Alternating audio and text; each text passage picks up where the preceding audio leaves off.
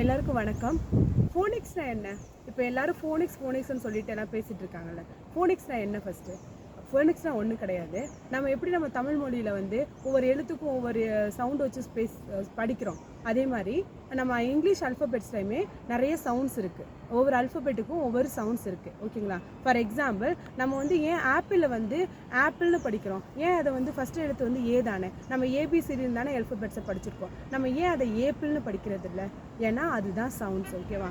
ஏவோட சவுண்டு பார்த்தீங்கன்னா அதனால தான் நம்ம அதோட ஸ்டார்டிங் சவுண்டை வச்சு ஆப்பிள் அப்படின்னு படிக்கிறோம். ஆனால் இதை நம்ம வந்து முன்னாடி நம்ம படிச்சிருந்த காலத்தில் நம்ம கேட்டிருக்கவே மாட்டோம். நம்ம இங்கிலீஷ் டீச்சர்ட்டாக இருக்கட்டும், யார்கிட்டமே ஏன் நம்ம அது வந்து ஆப்பிள்னு படிக்கிறோம், நம்ம ஏன் வந்து அதை ஏப்பிள்னு படிக்கல அப்படின்னா நம்ம கேட்டிருக்க மாட்டோம். ஏன்னா அப்போ நமக்கே அந்த அவேர்னஸ் இல்லை. ஆனால் இப்போ இருக்க ஸ்டூடெண்ட்ஸ் எல்லாருமே எல்லாம் அந்த சவுண்டை வச்சு தான் படிக்கிறாங்க.